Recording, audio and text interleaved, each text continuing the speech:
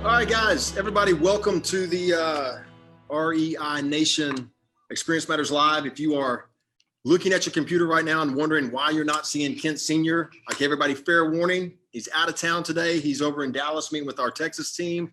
I think going through, looking at some houses, right, Ryan? He's looking at some houses today and meeting with the team over there, reviewing some properties, doing the whole inspect what you expect. And he left the podcast to me.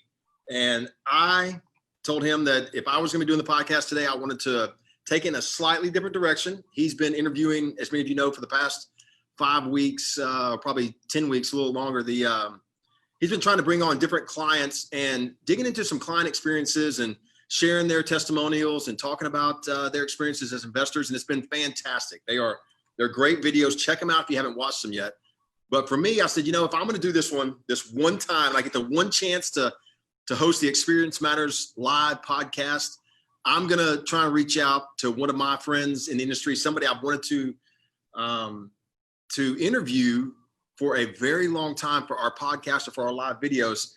And I reached out to a friend of mine named Brandon Turner. Many of you know him as the host of the Bigger Pockets podcast, amongst many other things. And I was thinking to myself that, I even advertised it as Brandon Turner from Bigger Pockets. I thought, man, that does not do justice for everything that I know about Brandon and his past. So Brandon, look, welcome. Thank you so much for joining us today. I think I'm looking forward to having a good time, kind of chatting here for the next hour or so for our viewers and letting them ask some questions. And I look forward to kind of sharing a little bit more about what I know about your past and your story with everybody else that's watching us here today. That's awesome, man. No, I'm super honored. You're, you know this, but you're one of my favorite people on the entire planet. So I'm always excited to talk with you. You don't say that to all the podcast interviewers. So I want to make. I say that to all the girls out there. Yeah, exactly. Well, Brandon, hey man, I know you from some of your past, and I know that you've got just an amazing. Look, I'll put it this way. I think you have an amazing story of work ethic. Even a little while ago, you and I talking about, I know you're in Maui. I know it's early in Maui, but you've already accomplished a hell of a day with us just kind of chatting. And you got a little bit more left in front of you. That's the part that I think gets left out so often, or not so often, but just can be left out in your background because you're not Brandon from Bigger Pockets. The reality is you're Brandon with a hell of a background, a hell of a story. I said it before also, you're a husband, you're a dad, right? Just doing some amazing things in real estate. Why don't you share a little bit about your background for us, man? So that anybody that's on here watching right now that may not know, kind of help them understand why I was so excited to get you on the show. Sure, man. That was quite the intro. I'll see if I can live up to it here. So my name is Brandon Turner. I invest in real estate. I got started when I was 21 years old. I was destined to go to law school and then took that law school exam test, the whole LSAT. And then I read John Grisham's The Firm. Have you read that one, Chris? The Firm? Yes. Right? Yeah. Okay. So John Grisham is not shy about his anger and his hatred for lawyers in that, he's they work 80 hours a week and then they get shot by the mob and they get all these problems. Right. So the shot by the mob thing is obviously, meant for story, but the truth is lawyers work a lot of hours. And I remember just thinking this doesn't feel right. It doesn't feel right in my soul to have to go and work for someone else for the next 50, 60, 70 years just to retire wealthy at that point. And plus not really love what I'm doing. And I mean, I didn't love the whole idea of being a lawyer. And so I kind of started looking around at other options. I ended up buying a house in that time because it was cheaper than renting. I rented out all the bedrooms in it just because I thought I could live for cheap that way. And ended up selling that property and making $20 grand. And I was like, what? This is way better than going to law school or being a lawyer.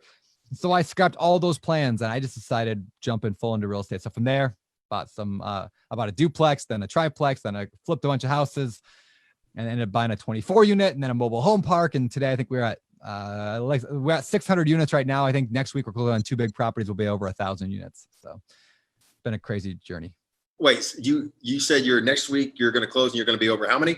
Over 1,000 units by next week, I think, or maybe the week after. It's supposed to close soon. I got 2 large mobile home parks closing in the next 2 weeks. I love you say that so nonchalantly. I don't, something maybe, whatever. Maybe over 1,000. Sometimes I don't know. Soon, I got people, Chris, to figure this out for me. I don't know when we're closing. I got people. So Really, yeah, I got people though. Like Ryan runs my life in a lot of ways. Ryan Murdoch. So. And for those that, well, we'll get to it. We'll get to the bird and the beard and all that kind of good stuff because yeah. And I mean, that should be the name of a book, The Bird and the Beard. That's gonna be my real estate story, right? I'm telling you, for those that don't know Stuart, I mean, that's a whole nother story. So, hey, so when you and I first met, I don't know, was it 10 years ago or 8 years ago? When did you do your join up with Josh and start doing the podcast?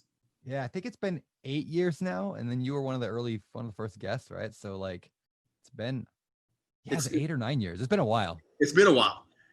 And so at that time, look, what I remembered from the time, and you kind of just touched on a second ago, is that you were, I mean, definitely self-made from the beginning, love, of like just getting out there and getting your hands dirty with real estate and being very active. It sounds to me like you're still active as a real estate investor, right? Yeah, we're still very active. It's a different type of active, right? So in the beginning, there's like the young, scrappy, I got no money, I got no skills, I got no credit. I just got to do what it takes to be able to do this. And that means I was doing all my own work. I was changing toilets. I was crawling under houses and insulating, all that work. I did everything. And I'm not saying that was the right way or the wrong way. It's what I did. And today I don't typically crawl under houses. Occasionally I will, do work on my own house when my wife asks me to build shelves or something, which I'm supposed to do today. But yeah, I now kind of have teams of people that do that a lot for me. And so there you go again, man. Kind of, again, making us feel like we're not doing anything today. You're on top of everything you've already accomplished. You're going to build shelves too. Yeah, well, we have this weird alcove in the house and she's been asking me for weeks. She's like, we just need some like wood shelves in there. And my natural inclination is not, who can I call that can put up shelves? It's like, I could build some shelves. And instead I'll spend like 2 days doing it, hate myself every second of it, going, why didn't I just spend the 5 minutes making a phone call? But then I'll feel really good at the end because I'll have shelves. Yeah. So just to be clear, I never look at a project and think I can do it myself ever. My tool list extends not much further than a hammer and duct tape. There you go. That's all you really need for shelves. So well, that's true too. You can come help me with the shelves today if you want. All right. So now what about on the passive side? Do you do anything passively today? Do you do any passive investing at all? Yeah, I mean, I invest in a few syndications. So I put my money into some syndications. Once I started my own fund, I started putting my money in my own fund instead of other people's syndications. But I like the idea of passive income because at the end of the day, I think everybody has to have two things, right? They have to have a source of active income. Everybody has to. In the beginning, my source of active income was flipping houses, was being the landlord, was doing the active work. I also think everybody needs to be building their source of passive income. And so now today I focus a lot more and I keep mine more passive by hiring people, by having employees and payroll and all that. Sure. But I also put money, like I said, in the syndications. I am looking definitely into doing more turnkey stuff in the future. In fact, one of my goals is to buy a property for my, like a house or a small multi this year for my boy Wilder, my youngest boy. Because every time I have a kid, I've had two now, like every time I have a kid, I'm going to buy them a property and put it on a 15-year mortgage with the idea being, if I can just, even if all he was broke even on it, 15 years from now, that property's paid off to nothing. And I have a property worth several $100,000 that'll pay for their college education when they're ready to go to college. So it's like college hacking, right? So I got to buy. Yeah. No, go ahead. Well, so I'm going to most likely, unless the perfect deal happens to pop up in Maui here, I'm most likely to turn into like a turnkey model for Wilder's property. Look, man, yeah, that is exactly what I did. That was my original plan with my first son, Grayson. That was the very first house I bought. I was an accidental investor. I didn't, even my family's background, we have a background. My father started, I don't know. We were talking recently. He's had businesses in probably 10 different industries. Some big, some small, some are super hands-on. Others were just more like passive businesses. He started, had somebody else running. But anyway, he's started in all these different industries. One of them being the grocery industry, which is what I learned growing up, and that's what I owned my first business in. That's what I started. And it's interesting you said that because when my first son was born, I got into real estate by accident. Didn't really mean to be an investor, but happened to trade houses. Something I learned from Ron LeGrand of all people. Carlton Sheets. God, wasn't Ron. It's Carlton Sheets. I bought his program a long time ago, and but it was funny because when I bought it, I sat down and told my wife at the time. I said, "This is Grayson's house. This is his college education. He was 3 at the time. put it on a 15-year note and said, that's exactly it, man. you know, we can borrow against it. We can use the cash flow from it. We can do whatever we want to do, but it's an asset there that somebody's paid off for us. Yeah, that's exactly it. I didn't know you did that. That's cool. That's it's such a cool strategy. I mean, it works. And yeah, what's also cool about that strategy is the ability to then demonstrate, not just tell your kids about passive income or about real estate and how good it is, but it's a literal, like, this is your property. Like my daughter, Rosie, we have a fourplex for her. We bought in Grays Harbor, Washington, where I used to live. And when we go back there, we drive by it every time and say, Rosie, this is your property. This is your college. And when she's old enough to do the profit loss, she'll be doing the profit loss every month on it. And we'll go through it together. That'll be part of her like life homework, is being able to be raised the next 15 years until college, seeing how this is going to get her there. And yeah, I get the cash flow in the meantime. I get to go spend that. So until then, this is mine. This is mine, but it's dedicated to her. So it's not actually legally hers. So I'm definitely going turnkey on the Wilder one. So you and I will have to have a conversation after this about how to make that happen. Well, I'll tell you what, let's just talk for a quick second about that. Okay. Because most of the people watching here today, and by the way, if you're watching live, you know, I think I'm probably not the greatest Facebook Live host. I think you're amazing. To tell me where you're from or wave hi to me or say how great the video is. But again, if you're in there, the more you like it, if you do interact, it does alert other members of the group to come on over and watch. So feel free to do it. I've got Ryan Woolbright sitting next to me. I know it says I'm Ryan Woolbright on there, but I'm not. I've got Ryan next to me, and she's diligently monitoring in case anybody has a question for Brandon or myself or anything along those lines. But in the meantime, talking about that, because most of the people in the group here, Brandon, they are passive investors. Yep. Okay. And they're here specifically because that's what they're interested in. Most have, or some will have active investments as well. Almost everyone has active income, as you had mentioned, you know, with they're doing something outside of real estate. And but they're looking to invest passively. So I know you haven't gone down the turnkey route yet. Is that right? Yep, correct. But let's just talk for a second about what you think are some of the things as a experienced investor and what you've seen from having managed properties yourself and done all the renovations and all that kind of stuff. I mean, what do you think you would look for if you were going to be investing passively? It doesn't matter where, you know, turnkey, not where. What would you be looking for if somebody was going to be, you know, selling you an asset and managing it for you going forward?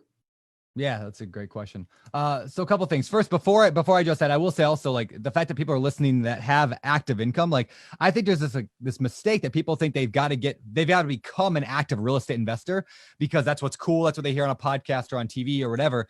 But in reality, like, if you earn good money and you like how you're earning active income right now, or you have a good source of active income, real estate's probably not the best active income for you. I mean, for some people, and for me early on, it was, because I was making $8 an hour. And so, like, it was the only thing I could do. But today I make good income from selling books and from my career and from my current passive income that's coming in. So, like, my best time is not spent changing toilets and managing stuff. So, like, that's why I'm also looking. That's why I want to do turnkey on the next one, and why I built a fund and team so I don't have to do the work. Right. So just get that out of the way. Like, I love the idea. It depends on where you're at in life, but most people, if you already have a good source of active income or you have money, like, your best bet is to harness somebody else's knowledge and expertise. So what would I look for? I mean, I'm not investing in a profit. I'm not investing in a property as much as I am investing in a team, right, of somebody else. Because, like, there's 100 people out there, I'm sure 100 companies out there I could go in that would claim to sell me a property. But at the end of the day, like, it all depends on their ability to manage that property, to one, like, not lie to me about the numbers, and to then deliver a quality product, and then to manage that property effectively. Without those three things, like, it doesn't matter how good it looked on paper, it's just not going to work out as a good investment. And there's a lot of horror stories in the industry. I mean, you know them as well as I do, of, like, people who are taken advantage of and lost a lot of money because of, you know, quote unquote turnkey. That was really just scams, or was just, they got in over their head. So anyway, number one thing is, does the team have experience that I'm buying from? Do they have a track record? Do they have knowledgeable people? Do they manage a lot of properties? Like, that whole thing matters more than even the property itself. Yeah, because it really, like, it's like, I have friends who will, like, look into doing a syndication, right? Or people who will look at my fund and they'll say, like, and they'll dig through the paperwork, the PPM, be like, I don't know, you have $800,000 for painting here. I feel like that's a little bit low. And I'm like, first of all, you don't know what the paint is going to cost. Why are you digging in that deep into the numbers? Do you trust the operator or not? Do you trust because we're not investing. You're not going to go knock on Betty's door in 5065 or whatever, her unit number is, and be like, hey, it says here your rent is $455 a month. Is that true? Like you're trusting the operator, the business, the company at that level. So it all comes down to trust. And do I trust that company? Do they have the experience and knowledge and referrals and all that to be able to work with them?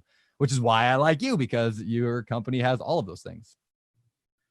Well, I will tell you that, and of course, my dad, he normally does these. And so much of what we've learned as a company, we've learned from him. He's got, what did he, was it 55 years? Help me out here, right? 55 years of working experience behind him. Probably, I would say 35 of those, if not a few more, maybe 40 of those as an entrepreneur, making it himself, not taking a paycheck from somebody else. And he always talks about integrity, honesty, our reputation. These are the only things that we have that you can't lose, or you can lose it if you give it up. But, if you do things the right way, some clients stay, some don't, doesn't really matter. But it's, I would agree with you on one big thing that you said there, that, a house is four walls. I call it sticks and bricks. I mean, it's if you, and there's all kinds of risks, you know what I mean? Like you can, where it's at, the price point, the rental point, where is it within the market? All of those things kind of build out a risk profile. But a poor management company, number one, we know that can hurt that investment. But even worse is poor communication can hurt the relationship. And if you don't have a good relationship, even if you have a good property that performs well, but a bad relationship, you're not going to enjoy it as an investor. It's just not going to go there. It's not going to work. And then you can have a great relationship, but a bad investment property, and it's the same way. You're going to have that sour taste in your mouth. So there's a lot to be said. There's a lot to be said when you go to make your decision on doing business with people that have been out there for a long time, that have that. They not only have the experience and the testimony from people around them and the length of time in business, but it's kind of like these videos that we do here in this group. I mean, we welcome this group as long as it's within the group. If you've got an issue, you got a question, say it, talk about it. Let's figure it out. It's one of those things where you gotta take both sides. You have to have this openness, if that makes sense. It does. It's what builds that trust. So that's cool. Let me ask you a question. So between now and then, you're going to keep on doing what you're doing, and you're fixing to close on 1,000 mobile home parks. What's happened? And this is actually a question from within the group. Tell me how COVID has impacted you, from not only from strategy, but just on what you currently have and what you're currently trying to buy. What has COVID done to you as far as an investor and your decision making? Yeah. So I'll just from a couple points. One, so I flip houses a little bit out here in Maui. I've done 3 this year. One of them we bought right as COVID was hitting. We thought of backing out. We ended up moving forward on it. It's really made me think about risk in a different way, because, I once heard somebody say, and I don't remember who it was. Maybe it was you. I don't know. It was on our podcast years ago. But somebody said that every decade, or maybe it was every 2 decades, every asset class goes to zero. And they said, now in reality, it doesn't always go to zero. But in other words, every couple of decades, something bad happens. Like 2008 happened for real estate, right? Gold will eventually crash. Stocks go through a hard time. Like everything eventually goes really bad. And so oftentimes we get lulled into this thinking that things are good. They're going to be good forever. Right. And that's what happened in 07, 08, right? People would buy properties that they're losing cash flow because they believe they'd go up forever. Then it didn't go up forever. It went not to zero, but it dropped. We assume that rents will never drop. Like not everyone says that, but we kind of feel that rents will probably always be fine. And I still agree they will likely always edge higher just from supply and demand and from inflation and everything else. But I've really been thinking a lot more because of COVID about risk. And am I really thinking worst case scenario? I mean, who would have expected that the government would essentially shut down all vacation rentals in Hawaii, completely shut them down? And so if you owned 20 vacation rentals in Hawaii right now, and you had huge mortgages on them and you were basically a little above break even, making a little margin on there, you're bankrupt right now. You're going to go bankrupt. It sucks. Right. So I guess I'm looking at always like, what could go wrong? We can't always predict things. Some things are just black swan events you can't predict. Right. But am I diversifying myself good enough? Am I in multiple areas, or at least am I in multiple asset classes? Am I doing okay? And for example, with flipping, like I still flip houses, but I'm getting private money to flip those houses with the expectation, with a clear expectation with the private lender. If something goes wrong, we are going to turn it into a rental. Not a big deal. And we're going to manage it. You'll get all the cash flow, you'll get all the income, and I'll manage it for you. But that's our backup plan, because I never want to lose. So because I can't see down the road, I'm just preparing no matter what happens. If things go great. But I don't want to lose. And so we're just putting things into play right now to try to mitigate risk a little bit more. That's this was a good, COVID for me was a good reminder not to get caught up in the party of everything's going great. So that's really what it meant for me. I tell you what, from a business standpoint, and I'm sure you'll touch on this in a second too, but from a business standpoint, COVID, I like the way you just put that, because this, the pandemic and everything that's occurred, even what got announced yesterday by the CDC. I mean, it has forced us as a company to reassess. And for you, it was risk assessment. For us, it wasn't so much risk assessment, but it was let's fine tune everything we do. And I mean, everything from the way we answer the phone to the meetings we have, the questions we're asking ourselves. And my dad is notorious for this. Everyone will love this, that especially those that have met him, he'll ask a different question. He'll ask a new question constantly. Something that, when we have meetings with our team together, he'll ask a question, and he always tries to preface it with, I'm not playing gotcha here. I'm not trying to do a gotcha, but he doesn't say I got you, but everybody in the room knows he got you, because he asked this question that you're just not prepared for. But his way of thinking is you have to think about everything. And this gave us a chance. He says it multiple times to go and to review the 2 and 3% of your company that you don't think about, that really needs to be looked at and addressed. You can have this perfect company, everything's moving in the direction you want it to go and things are going well, but there's always that 2 to 3% that's not right. And even if you have to like dig deep for the minorest of things, there's room for improvement, right? Yep. And so during that's what we've done. We've kind of reassessed like all the little details from you guys. You have you're bigger now. You're more, like you just said a second ago. You have a fund now. You have multiple projects in play. I know that you've done a lot of investing up in the Northwest. I saw Ryan. Did I see him in Alaska recently? Yeah. Looking at a mobile home complex. Yep. On a big. Talk about it. Talk a little bit about what you've done with your team during this time and how y'all have gotten ready for what comes out on the backside. Yeah, good question. So I look at, did you ever play baseball when you were a kid? Or maybe a little bit. Like, all right. So do you remember in baseball, you're about to go up to the plate, you're like next up, I don't know what they call that, but you're next up to go up and hit, and you grab like 4 big baseball bats and you're swinging them for a while because it's really heavy, right? And then you drop 3 of the bats on the ground and you walk up to the plate, and that one bat feels really light now. It's because it's our muscles get used to the heavier bats, and then you drop them, and now you can hit it harder and farther. I think actually in professional baseball they call it a donut. I think it's like sits on the end of the bat and it's really heavy. Yeah. So the same principle, we are currently swinging, and that's what I've been teaching my team, is like we are swinging right now with 4 bats right now. It is hard. Like it's hard to go out and travel. It's hard to go and talk to sellers. It's hard to do a lot of stuff right now. But this is when systems are built, when character is built, when like we really, like you said, dig into every piece of the business. Because if the market drops and we see some kind of recession coming up, and we have no idea if it's going to, but if it does, we're going to be able to hit we're going to be homer after homer after homer, right? It's going to be amazing. If it doesn't drop, which it may not drop, that's fine too. We're going to have bigger muscles, be able to handle it, because everybody else was all running around like a chicken with their head cut off. And we're like, no, we've been swinging with 4 bats. We're ready to swing with 4 bats. We can hit a home run with 4 bats. And so regardless of what happens to the world, we're using COVID as a chance to get better. It's like the old Jim Rohn quote, right? Don't wish things were easier, wish you were better. That's how we're really approaching it, is just trying to get better at what we do. Man, I love that. That is what a great approach. And it's, I hope that there's a lot of companies out there that are taking the same approach.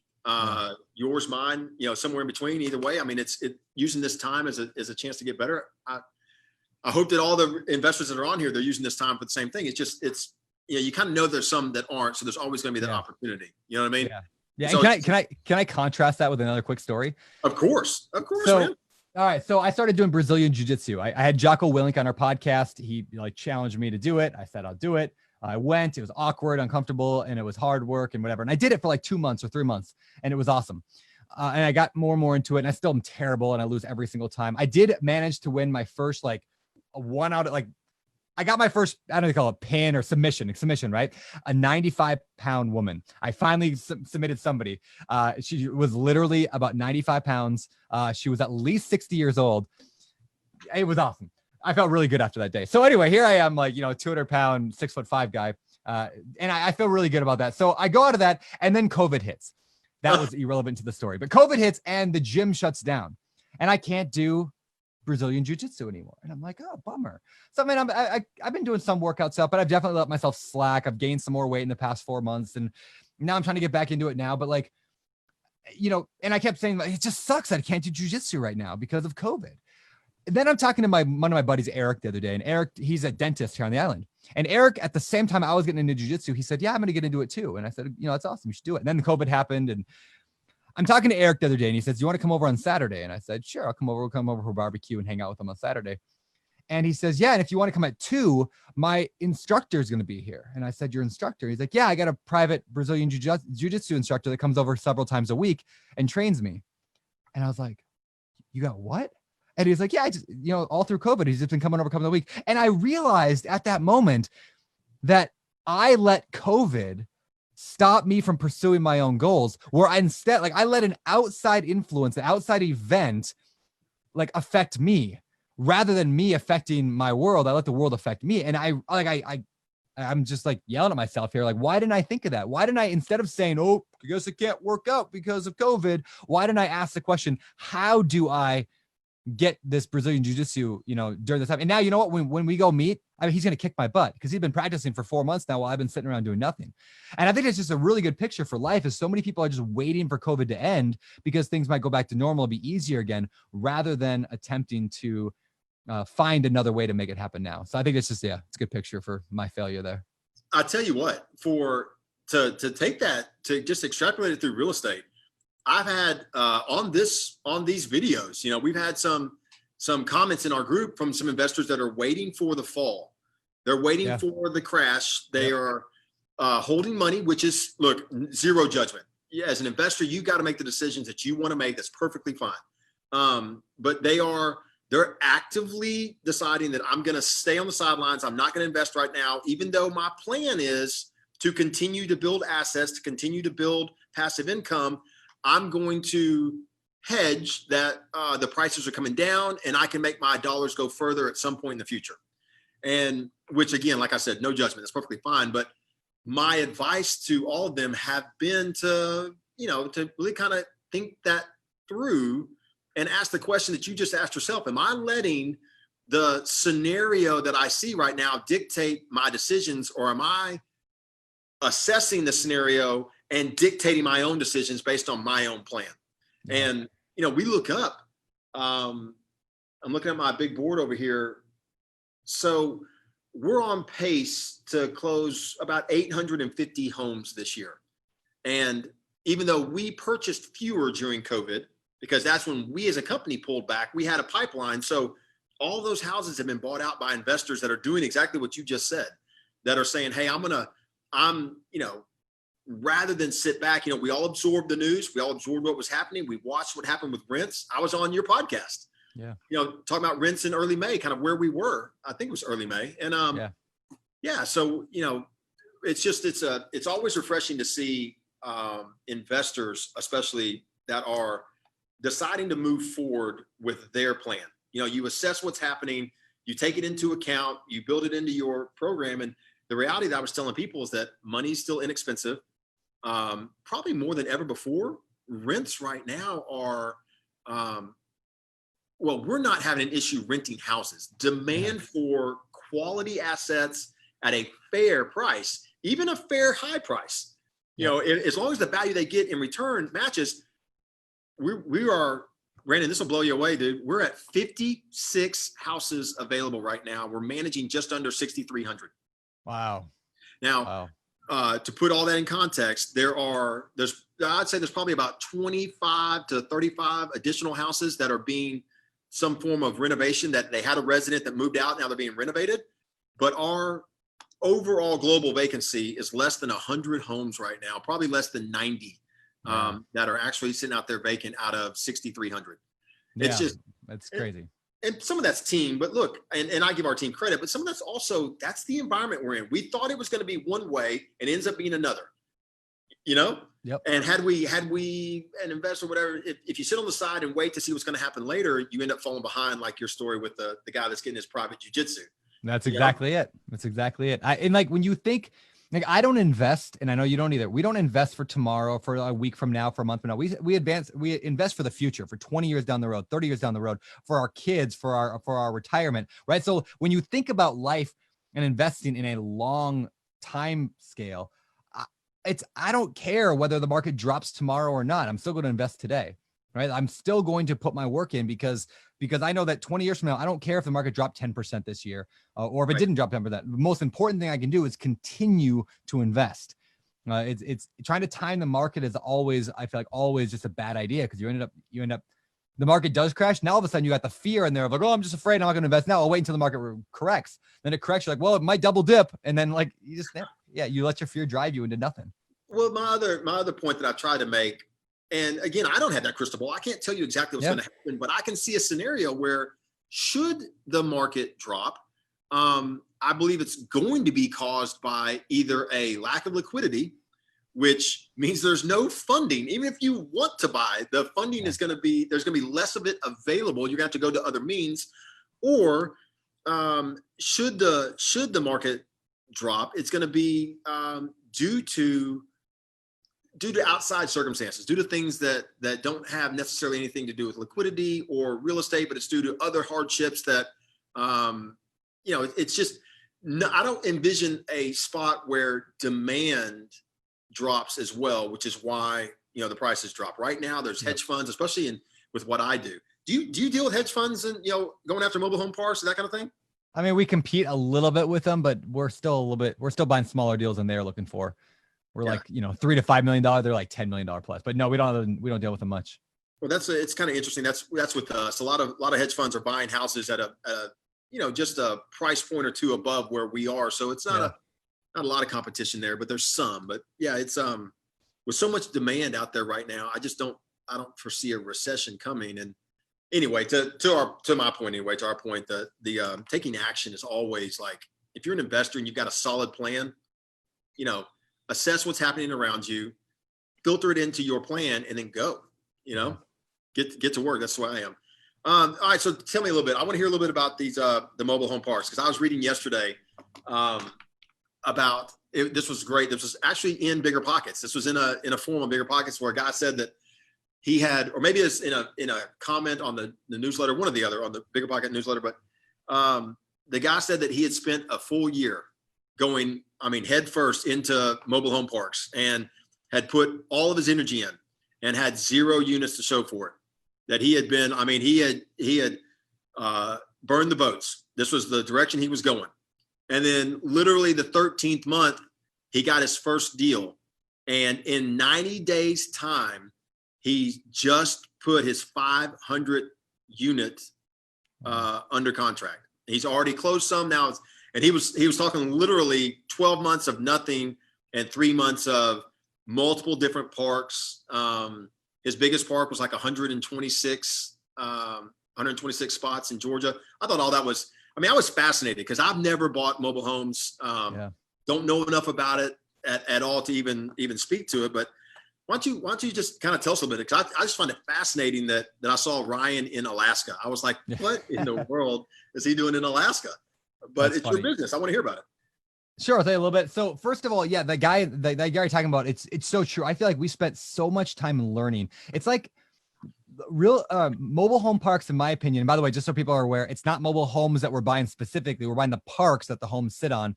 And sometimes we end up owning a few homes, but mostly they're owned by the tenants. So we're the owners of the land is the idea. So it is the hardest asset class I've ever encountered. It is by far harder than Wow. single family, multifamily, apartment complexes. And largely it's because of the lack of the diversity between parks, like how many, every park's completely unique from one another in like tenant, sometimes they're tenant owned homes, sometimes they're landlord owned homes, sometimes one person will own 20 of them, sometimes there's lease options involved. Combine that with the 20 different like types of like sewer and water you may have in a park. You got to figure all that out. And some of it's dated. Combined with the government hates mobile home parks in almost every town. So they're always passing rules to try to, so you have to learn the law in every single city you go and try to buy one in. And then the fact that like you'll go to an owner and talk to an owner and it's largely mom and pop still owned. And you'll be like, so how many units do you have? 94. Wait, no, 90. No, 82. 106. They don't know. Like they don't even know. Like how much? What's your average rent? I don't know. Whatever comes in. Like their record keeping, their bookkeeping, their numbers, their knowledge is just not there. It's so mom and pop. So now we got to make judgment calls, and then there's very few comps. It's like, well, what does a mobile home rent for in this area? I don't know. It's the only mobile home park within 25 miles. Okay, well, what do we think? So it's a lot of guessing, a lot of like. So the learning curve is overwhelming almost. If I didn't have like 5 full-time staff right now trying to figure this out, like we have 5 people on the team, like just trying to like spend a year figuring this out. Once you figure all that out, then I think it becomes easier. Where our goal for the year was to close $50 million of real estate. Our average purchase price is around $5 million, maybe 3 to 5. We wanted to own 50 million by the end of the year. We're gonna be close. The ones with base, what we have under contract now, we're at like 43. So as long as we get something else under in the next couple of months, we should hit our 50 million. But then I was talking to my lead like underwriter, and he said, yeah, I just think if we set 50 million for a goal next year, we'll just be bored out of our minds. I said, what do you mean? He's like, we spent this whole year, we did 50 million despite not knowing anything going into this and like figuring it out and building the systems and the processes and the techniques. Now we're going to we need to set a higher goal. So anyways, that's the first thing I'll say is it's incredibly difficult. I'm not saying that to keep people out. You're more than welcome to jump into the niche, but it is difficult. It is also very small.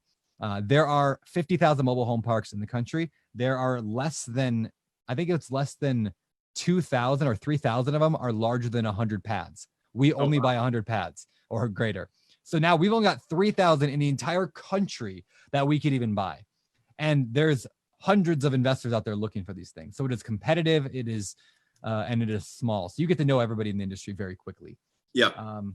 Yeah. But then after that, it's fun. What I like about it more than everything else is the ability to quickly add, I don't want to go too deep here on how commercial real estate's valued, but basically to quickly add more units into a mobile home park that's vacant. I mean, imagine buying a 100-unit apartment complex and 60 of the units were empty, just empty. And you bought it for the price of a 60-unit apartment complex. So then you go and add 40 new, you release it to 40 tenants, and all of a sudden you're at 100 units. You just massively increase the value. Right. But that's never found in multifamily. Every multifamily pretty much is fully occupied right now because, like you said, demand is super high. But with mobile home parks, a lot of them are partially empty or more. So we buy parks that are half empty or 60, 70% occupied, and we fill them up to the 80, 90% occupied. And we just added 10, 20, 30% of value to a property in a year that we bought for $5 million. So in other words, we can add millions of dollars of equity in a very short period of time by infilling. And so our expertise that we are trying to develop is infill. So that's what I think the one in Alaska, I think, is 80% or 75% filled. So we're going to fill the thing up to 100 and make a bunch of money. I hear you. Yeah. Exit plan or just long term? We tell our investors anyway that 7 to 10 years is our guess, our best, but we don't want to be held hostage to something I said today. Sure. We want to let the market and the returns dictate, right? So it could be 5 years, could be 3 years, could be 20 years. Like, we're not sure. We hope 7 to 10 years is pretty normal. Exit, like the best case is we end up owning 5,000 of these and you sell the whole thing off to a hedge fund who will pay a lower cap rate. In other words, they'll pay way more money for it because they want a package of nicely put together managed properties. And we'll sell it all off in one big chunk 10 years from now. And I don't know, make $1 billion. That'd be fun. Go surf for the day. Go surf. Run Yeah, go go run surf. a few miles when you're signing the papers. Exactly. Yeah. Hey, so So you yourself, you own some single families. Do you own single families in the Northwest? You do. I do. Yeah. Yeah. I think I have 25 units roughly in the Northwest. Most of them are small multis, but a few singles in there. I think maybe I have half a dozen single family houses. Okay. So I would consider you diversified.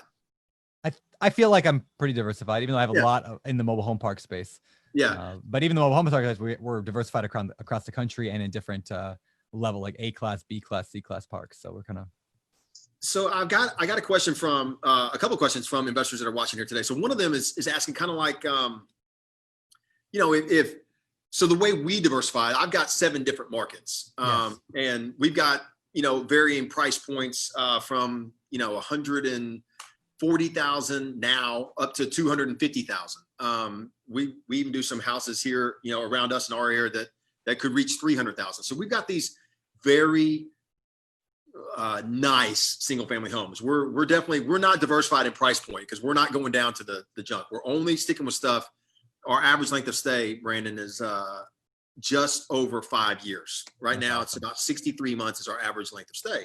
So for us anyway, that's our diversification. But the question I'm getting asked, I think it's a great one, is for diversification purposes, man, do you think that investors should, or do you think it's a personal preference for an investor, their risk assessment, or do you think that more investors should try and be diversified across different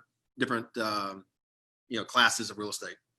Yeah, I mean, I think so. This is kind of hard for me sometimes, right? Because in one hand, I think you should put all your eggs in one basket and guard that basket. I'm a big fan of that. Like, get really good at something. That's why I personally don't do stocks. I don't really do my 401k other than what Bigger Pockets might even have for me. I don't even know like what might be there because I don't care. All my energy is in real estate because I think you need to become good at something or whatever. So now that's more on the active side, but yeah. Point being, I focus on real estate. Now, within the asset class of real estate, I like the idea of diversifying in locations, especially if you own everything in Hawaii and there was all vacation rentals in Hawaii, right now you're bankrupt, or you could be, right? If you were in New Orleans back when Katrina hit, you're in big trouble, right? So if you're all in one spot, that worries me a little bit. If you're next to a military complex that if they shut down, if they move bases and your entire business goes gone, that would be horrible. That's not diversified, right? Does that mean you have to have 7 different cities to, like, you have to buy one in each city? Not necessarily, of course, right? But I definitely don't think it's a bad idea to jump around because people aren't leaving America, right? They're leaving cities and and growing to certain cities. So there's movement within America, but most people aren't leaving America. And so in other words, it's like, I don't worry about every location suddenly going away, but I would love to own properties in multiple areas that have a trend of growing. They have businesses moving in, they have stuff going there, and I'd diversify into a few of them. I think that's a great idea. How hard do you think it is right now with all the information out there, all the different news stories? I mean, it's harder than it's ever been for us as investors. And I'll give you 2 examples, 2 things I've read in the last 24 hours, and kind of juxtaposed against what I read on Bigger Pockets. That there's always been this debate about, do you invest in the heartland or do you invest in the coasts? Yeah. And they've been some great debates because nobody's necessarily wrong. It's just, you got some people say, invest in Los Angeles, invest in Hawaii, invest in the Bay Area, invest in Seattle, invest in these areas that are going up in value and ride the appreciation wave. Mm-hmm. Or invest in the heartland, invest in the Midwest where you may only make $250 a door, but you can buy 5 doors. You won't. I hate the word won't. It's not like you will not have appreciation, but you may not have the same chance. Well, then I read stories about what's happening in San Francisco with rents that are just the stories say they're falling through the floor. Yeah. New York City, the U-Haul rentals out of New York City are through the roof. The number of U-Hauls being rented, and then I read a story this morning about 70% of the U-Hauls being rented in New York are staying in New York City. They're just moving to different boroughs and different locations. Only 30% are actually leaving the city. It's so hard to know kind of what's happening right now. Do you think it's harder today for investors with all the noise than it has been in the past? I mean, definitely. I mean, like, this is the frustrating thing about news, and this as well, right? It's news. News reporters are often paid in proportion to the number of views that they get. And so like, I know if you go and write for, any of the big publications, a lot of those, especially the online ones, maybe not the newspapers, but the online articles, they get paid per number of views they get, which means they are incentivized to write things like rent is canceled. Like yesterday I read an article, it says rent is canceled. So of course everyone clicks on that. And then really the article is about, hey, if you actually got affected by COVID, you can't be evicted, but you still owe your rent and the landlord can demand it later.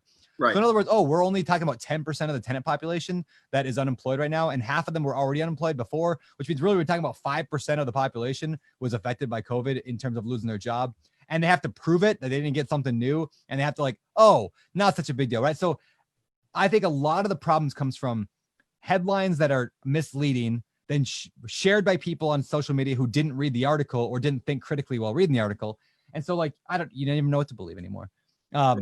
So yes, that's a huge problem. I think the debate is interesting about buying on the coast, appreciating markets versus cash flow, markets. Right. I don't like I like thinking and not either or. It doesn't mean necessarily coast, but like, what's the better market in Dallas? Like, what's the better market in Memphis? Like, I feel like you and I are having sharing the same brain right now. This morning driving in, I'll just throw everybody on here. I talk to myself literally all the time. I have conversations with myself all the time and debates because I'm thinking things through out loud. And I had this conversation with myself this morning, driving into the office of the and or. Why is it always or? Why do we not have more and conversations of, you can do this and that. It doesn't have to be this or that. Or two viewpoints can be right. Two strategies can be right. It doesn't have to be one or the other. I love that you just said that. And what I do agree, and I think we both would agree, this is like the mistake people would make is I'm very anti buying the $30,000 houses in Detroit, Toledo, Baltimore, that kind of thing, because like I'm not saying that people can't make money off it. I know people have made money off it, and I heard good stories, but those people are usually unique in that they have some special advantage in that city. Like they live there, they manage their own properties, they also do their own construction.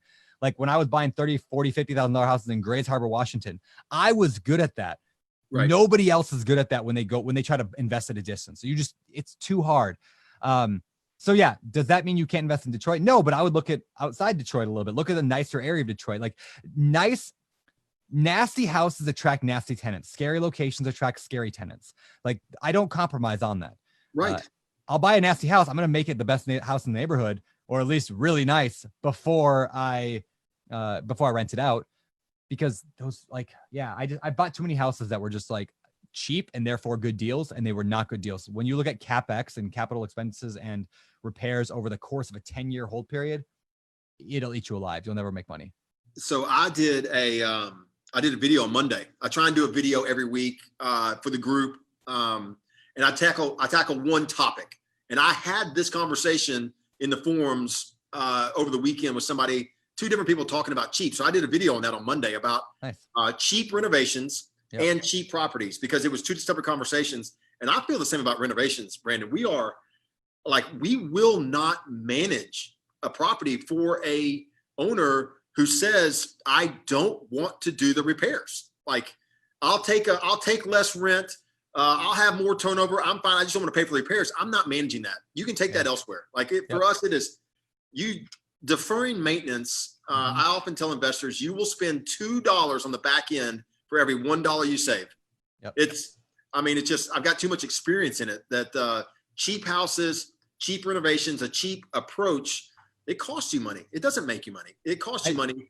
And I do agree with what you said too. I've said this, many times, that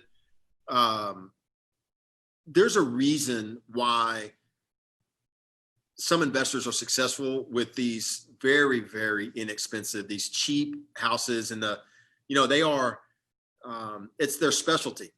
Yep. They're specializing in it. Oftentimes they're doing things that the average person does not want to do. The average, high quality management company is not going to do. Correct. They won't. I'm not interested in collecting weekly rent. I'm not interested in waking people up out of bed and demanding their money. I'm not interested in those things, or debating the craziest way that we force rent to be paid, like taking off the front doors, or removing it. That's not us. I'm not interested in that. So, I think that is probably at the lowest point of interest I've seen in a long time, if that makes sense. I Yeah. see less and less about that, but I'll see what you think about this, because here's one of the issues with that. A $30,000 property from 5 years ago is selling for $70,000 today.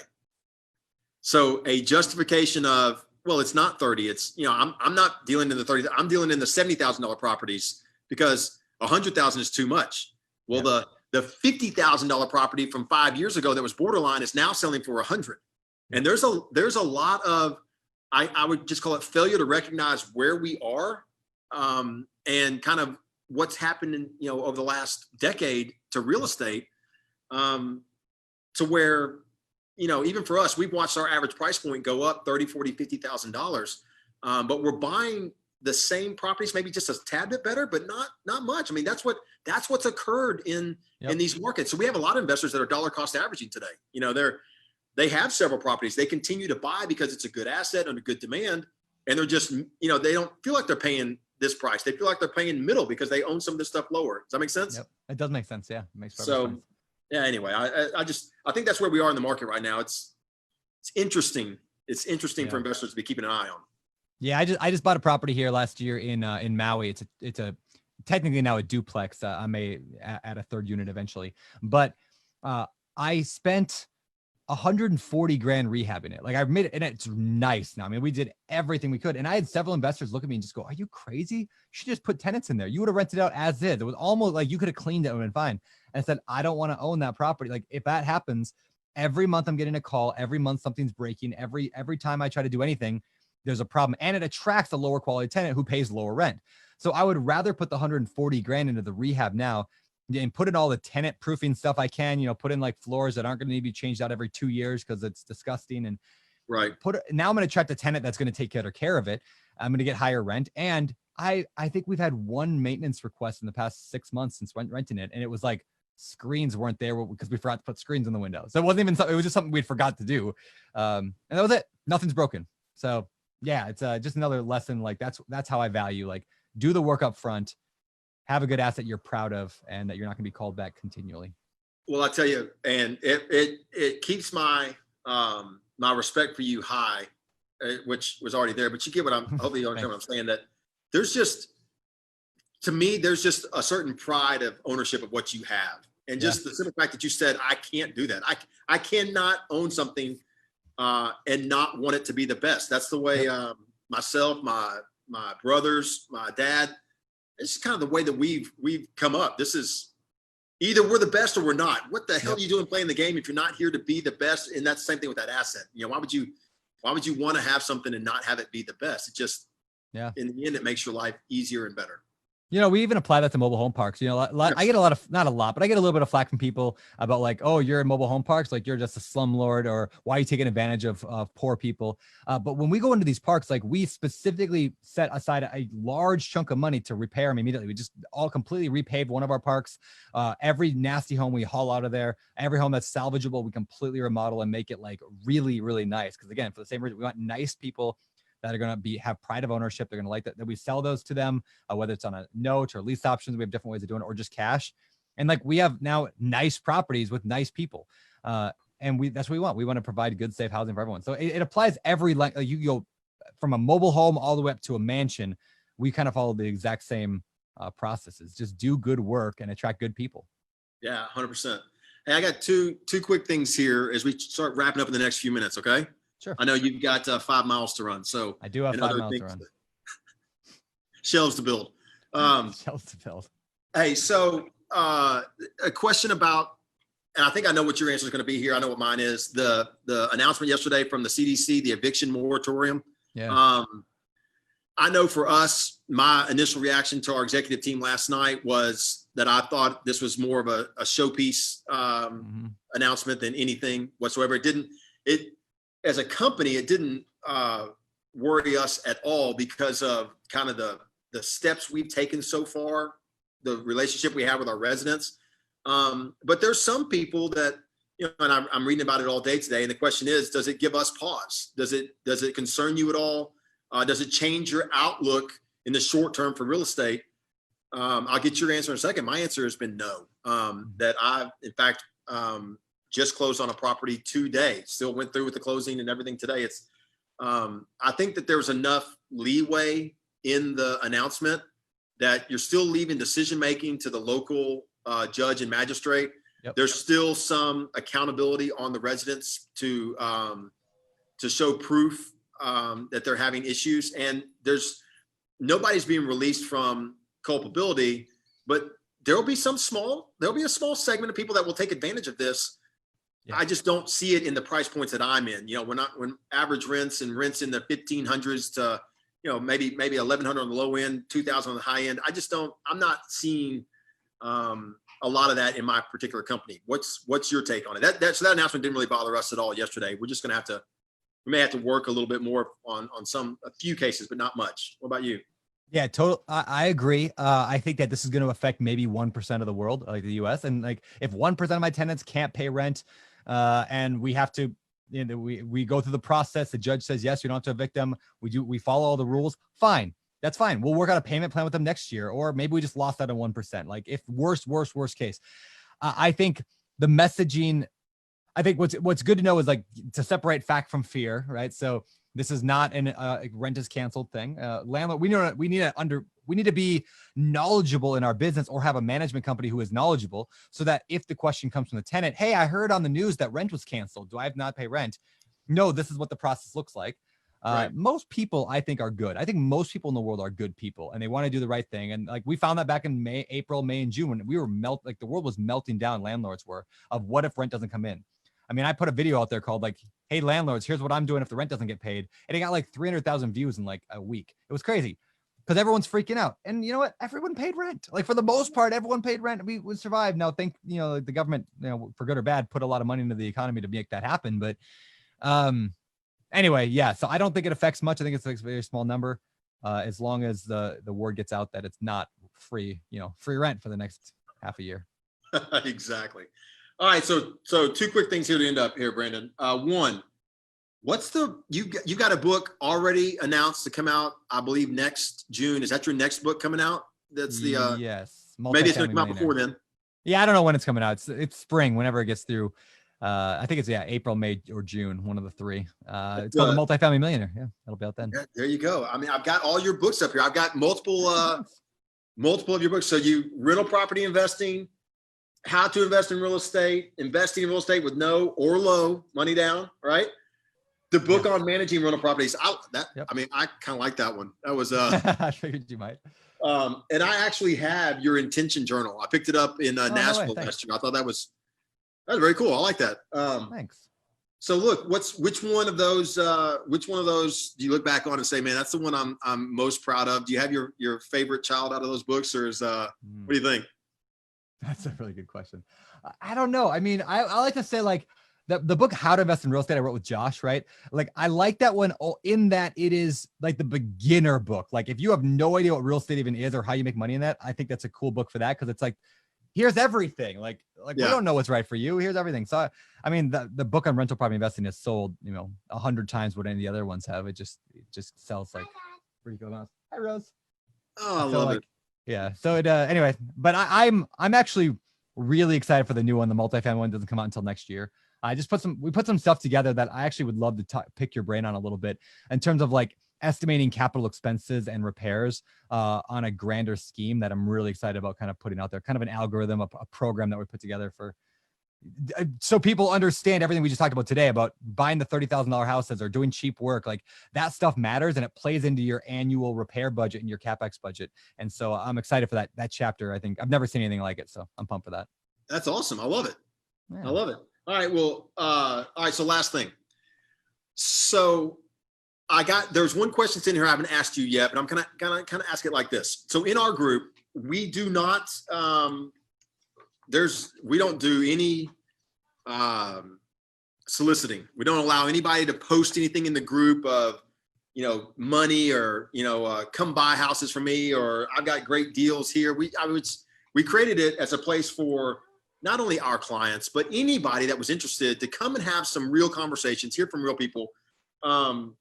But this is the first, like you are the first person that's come in and we've done anything with that an interview like this. You're not a client of ours. but I also want to make a note here that I'm not a client of yours. Yet. I'm all good. I'm not. Hey, I'll win the business of those that I win the business of. You know what I mean? Those we attract those that want what we do. But here's where I was going with that. I also don't have any money with your group, but I did want you to because I got asked about it. A guy says if they're an accredited investor, should they keep their single family homes or should they invest in your fund? My answer is if your properties are with me, you keep them. If they're not, exactly then maybe good. Yeah, that's exactly it. I'm actually not a big believer in selling. Is like I don't like selling property, so I would not ever generally I would not sell property unless you just have a mass amount of equity.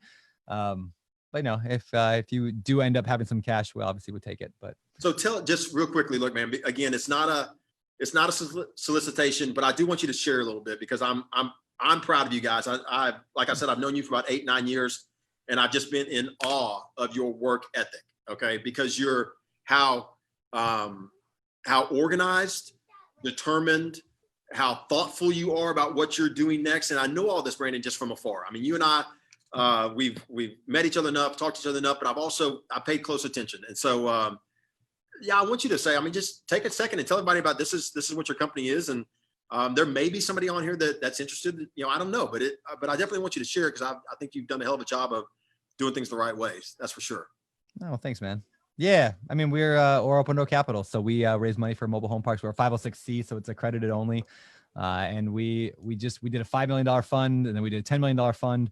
We're likely this fall in the next couple of months going to open another fund, probably 20 million, because why not double again? And we invest in like 3 to 5 mobile home parks within a fund. That way there's a little diversification there. And that's what we do. We do quarterly payouts of cash flow. We're trying to hit 8% pref. And so far I've hit it every quarter.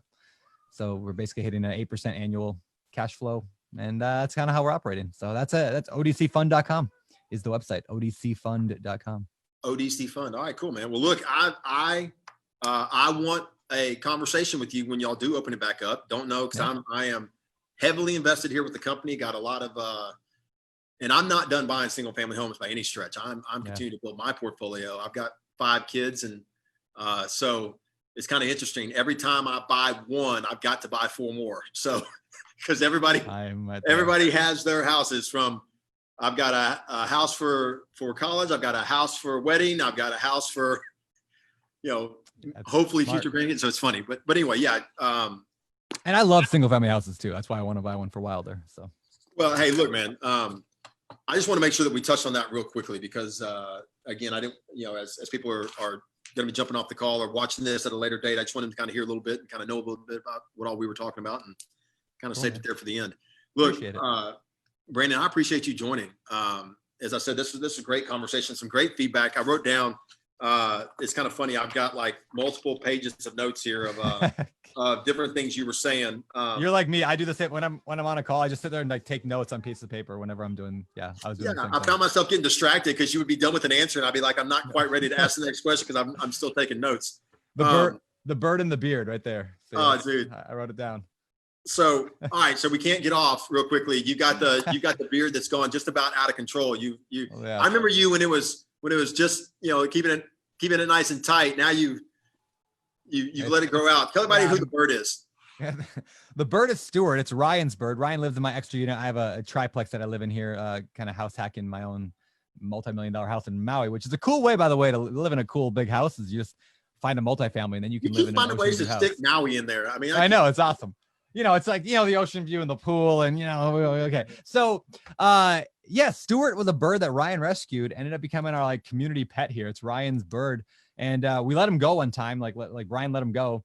And then he came back in the middle of recording a Bigger Pockets video. Like he flew right on me. Yeah. And then like just ended up being in there for the video. So Stuart became our like kind of Bigger Pockets mascot, so to speak. And you can actually buy a bird t-shirt and bird mugs. So there's always the entrepreneur. I love it.